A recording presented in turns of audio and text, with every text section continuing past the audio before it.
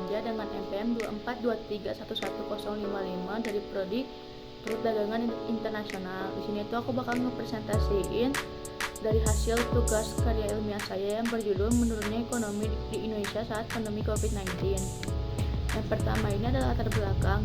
Krisis ekonomi adalah keadaan di mana perekonomian di suatu negara mengalami penurunan secara drastis. Hal tersebut disebabkan karena banyaknya hutang negara, laju inflasi yang tinggi, dan pertumbuhan ekonomi yang lambat atau bahkan menurun. Krisis ekonomi memberikan dampak yang sangat besar baik dari pihak pemerintah sampai ke masyarakat. Akhir-akhir ini kita digemparkan dengan berita adanya virus yang menyebar, yaitu virus corona yang berasal dari Cina. Virus corona ini merupakan virus pertama yang menyebar luas ke penjuru dunia, sehingga banyak menimbulkan permasalahan baik dari segi politik, ekonomi, dan masalah sosial lainnya.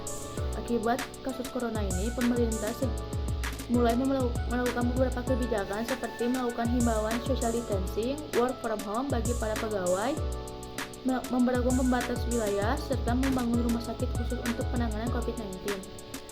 Lalu di sini ada hasil dalam metode penelitian. Ada 4. Yang pertama itu ada pengertian dari krisis ekonomi, yang kedua ada faktor penyebab dari krisis ekonomi di masa COVID-19, yang ketiga pandangan dan harapan Pancasila terhadap ekonomi, yang keempat solusi pemerintah dalam menangani permasalahan ekonomi. Di sini aku bakal menjelaskan yang pertama, yaitu pengertian dari krisis ekonomi. Krisis ekonomi adalah keadaan di mana perekonomian pada seseorang, sebuah wilayah, negara, ataupun dunia mengalami penurunan secara drastis. Kebanyakan orang ingin mengatasi ekonomi adalah dengan berhutang lalu dikembalikan setelah ekonomi membaik. Sementara secara umum negara yang menghadapi keadaan tersebut akan mengalami penurunan PDB atau produk domestik bruto, anjloknya harga properti dan saham, serta naik turunnya harga karena inflasi. Apalagi sekarang karena keadaan pandemi COVID-19 telah mengubah keadaan sosial terutama di bidang keuangan ekonomi. Wabah COVID-19 telah mengganggu roda perekonomian global termasuk di Indonesia. Beberapa usaha mengalami penurunan penjualan barang, jasa, atau malahan menghentikan operasinya. Maka tidaklah berlebih jika banyak ahli ekonomi yang memprediksikan bahwa Indonesia diambang krisis keuangan. Lalu aku bakal ngelihat yang kedua. Di sini tuh ada faktor penyebab terjadinya krisis ekonomi di masa COVID-19. Faktor penyebab terjadinya krisis ekonomi sekarang ini dikarenakan adanya pandemi COVID-19, bukan hanya di negara Indonesia saja, akan tetapi di seluruh dunia juga dipengaruhi oleh dampaknya. Kondisi pada saat ini juga menyebabkan kericuan penurunan perdagangan, bahkan perdagangan sampai ke luar negeri.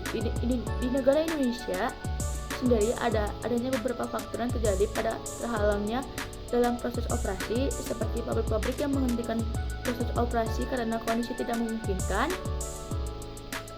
Akibat dari pandemi COVID-19 ini, alam sektor rekreasi alam dan perdagangan juga mengalami kerugian diakibatkan ketidakbolehan sejumlah pemerintah untuk perjalanan ke luar negeri dan penutupan beberapa sektor rekreasi alam akibat dikarenakan kekurangnya orang asing dari luar negeri. Dengan kelemahan ekonomi, daya beli semakin menurun, kegiatan yang dikerjakan untuk menambah nilai guna untuk suatu benda maupun menciptakan benda baru yang bermanfaat terhambat. Penyerapan tenaga kerja tidak bisa bergerak lagi. Yang ketiga ada pandangan dan harapan Pancasila terhadap ekonomi. Pandangan Pancasila terhadap permasalahan ekonomi yang sering terjadi dikarenakan kurangnya kesadaran, etika, dan moral dalam mengatasi kesenjangan yang sangat lebar di dalam masyarakat Indonesia. Salah satu tujuan ekonomi Indonesia menurut Hatta harus diarahkan bagaimana menciptakan suatu masyarakat yang adil, makmur, sejahtera, damai, dan merdeka. Dalam sistem ini, masyarakat berperan aktif dalam sebuah kegiatan ekonomi, sedangkan pemerintah berperan dalam menciptakan iklim yang sehat bagi pertumbuhan dan perkembangan dunia usaha. Diharapkan dengan majunya ekonomi kerakyatan, perekonomian Indonesia bisa lebih stabil, tidak terpuruk seperti negara-negara maju yang kini mulai menghadapi resesi akibat pandemi COVID-19. Lalu di yang keempat ada solusi pemerintah dalam menangani permasalahan ekonomi.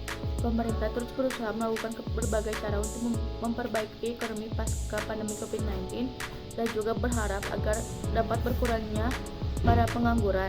Upaya penanganan kasus ini, pemerintah pun memberikan bantuan langsung tunai bagi masyarakat yang bersumber dari dana desa atau disebut BLT, yang mana dana tersebut dimanfaatkan untuk mengurangi beban masyarakat miskin akibat dampak COVID-19. Dalam tanggap darurat pandemi COVID-19 ini, Presiden Jokowi memerintahkan agar dana itu bisa dibagikan sebagai dalam bentuk bantuan langsung tunai. Hal ini segera ditindaklanjuti oleh pihak Kementerian Desa. Peraturan pemerintah pengganti Undang-Undang Nomor 1 Tahun 2020 tentang Kebijakan Keuangan Negara, Stabilitas Sistem Keuangan untuk Penanganan COVID-19 dan dalam rangka menghadapi ancaman yang membahayakan perekonomian nasional dan stabilitas sistem keuangan. Jadi kesimpulan dari presentasi materi ini, pandemi COVID-19 telah membawa dampak serius terhadap ekonomi Indonesia dan dunia secara keseluruhan. Negara ini menghadapi krisis ekonomi yang ditandai dengan penurunan drastis dalam berbagai sektor termasuk perdagangan, produksi, dan investasi. Kondisi ini diperparah oleh melemahnya nilai tukar rupiah, anjloknya pasar saham, dan peningkatan biaya perawatan kesehatan akibat pandemi. Dalam konteks Pancasila, pandangan terhadap ekonomi menekankan pada keadilan, kemanusiaan, persatuan kerakyatan, dan keadilan sosial. Pemerintah telah mengambil berbagai langkah dalam menangani permasalahan ekonomi akibat pandemi, termasuk memberikan bantuan langsung tunai kepada masyarakat melalui dana desa atau BLT dan membentuk Komite Penanganan COVID-19 dan Pemulihan Ekonomi Nasional. Keseluruhan kesimpulan dari kondisi ekonomi saat ini menunjukkan perlunya kerjasama dan kolaborasi antar berbagai sektor untuk memitigasi dampak negatif dan membangun kembali keberlanjutan ekonomi. Terima kasih.